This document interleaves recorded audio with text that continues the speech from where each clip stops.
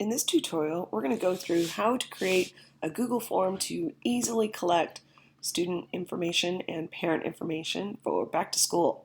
So the first thing you're going to do is we're going to make a Google form to do this. We're going to open up your Google Drive, and if you're in your domain, pay attention. It will show up in the left-hand corner. You're going to click New and slide down to More, and then slide over to Google Forms. And this begins the whole process.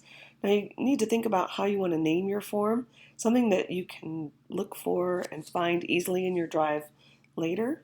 I tend to call my class High Fill Crew, so I'm going to title it that. High Fill, open up. So I will High Fill Crew Contacts, and then the year, because every year I make a new contact form. All right, High Fill Crew Contacts. So now I'm ready to begin. Now it's really important in the beginning here that if you're doing this within your domain, that you remember to uncheck this. Otherwise, we are requiring all the parents to have a PUSD, school email address, and they don't have that. So it says do not require sign-in. Okay, I'm not going to require that.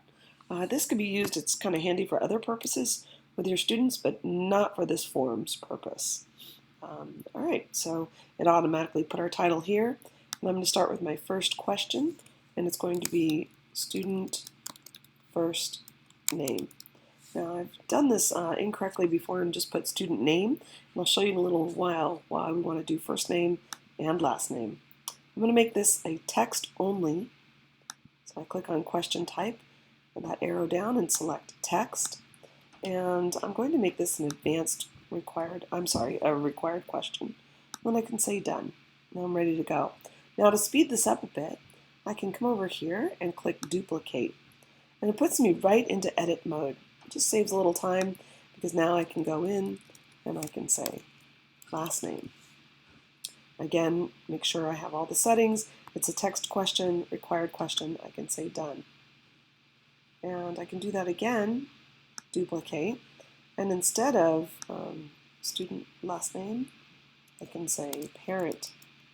And I can even put parentheses if I like, parent name, and make this a required question. I usually have parents fill this out as many times as they want if they are to get all family members on my list, on my contact list. And I can say done. All right, next I want to do a new item. I want to add a different, I don't want to just do a duplicate. I'm going to add a new question, and I'm going to put phone number, and instead of multiple choice I need to switch it to text and a required question. Alright, and in my last item I'm going to put email address. Now on this one I'm going to change this to a text, only this time I'm going to click on this advanced settings. In advanced settings I'll click on data validation and slide down to text. And make sure you click on contains an email address and make that a required question. What that will do is if there's an error when they type in their email address, it will stop them from submitting the form. You can customize the error text. You can say, please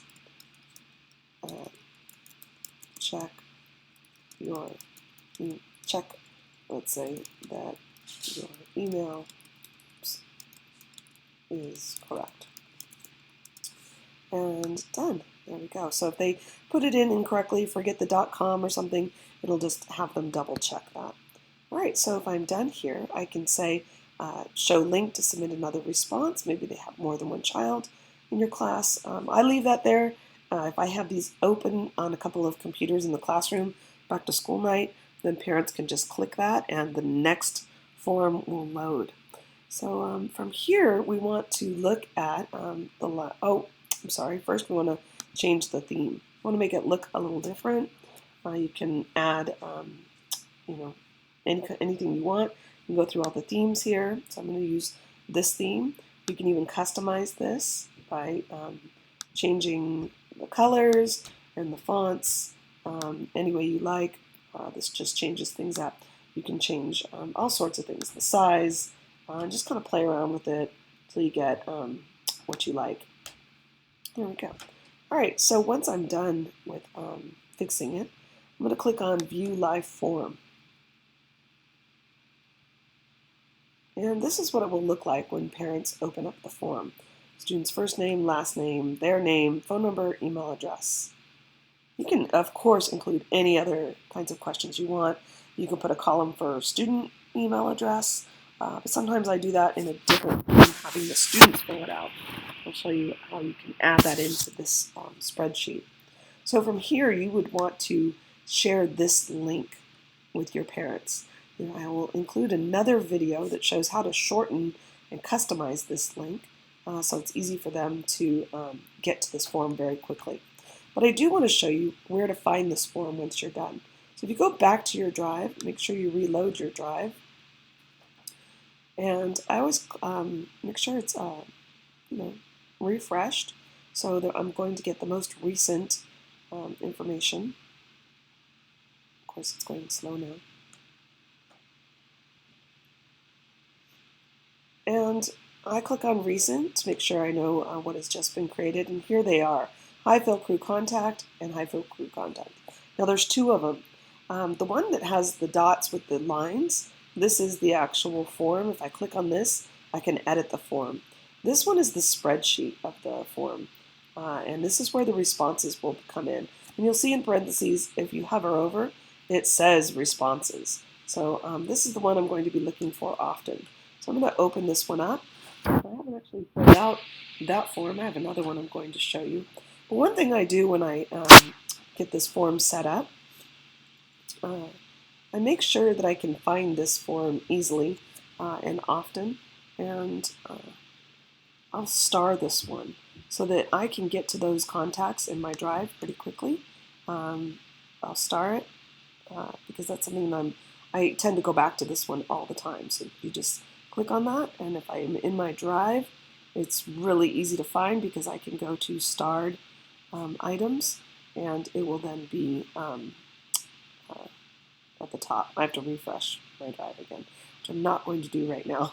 I'm going to show you a form that I have previously filled out, same kind of form, and I want to show you why we split up the names. So I have first name, last name. Now a lot of teachers like to have last name first, but you don't necessarily need to have that on the form. If I click in this column up by the letter at the top, I can simply drag this over now. I can drag the whole thing over like this. It wasn't going. And I can now have the last name first. Now it's great too because if I click this arrow, the hidden arrow, you have to hover over it, I can sort A to Z. Now my students are in alphabetical order, A to Z, by their last name, and all their information will be here. If there's information in a row, like the timestamp that you don't want there, you can slide down to hide column, and that will pull over at this rate. I can also paste information into another column, so if I want to do student email addresses in here, I can just type in student emails. And maybe I asked the kids to fill out a form and I just copied and pasted an entire row. You can just select a whole row, copy it, and I'm going to just show you how it pastes in. I just pasted in, I just copied that row. Of course, I'm not showing any emails but my own right now. And I'm going to take that off. The other thing I do on here is a lot of times I'll use this for record keeping. So I will say conference scheduled to make sure that I am in tune with, and I'll just put markings. I'll just come in manually and put them in. So this is a very good organizational tool. Hope that helps. You're back to school.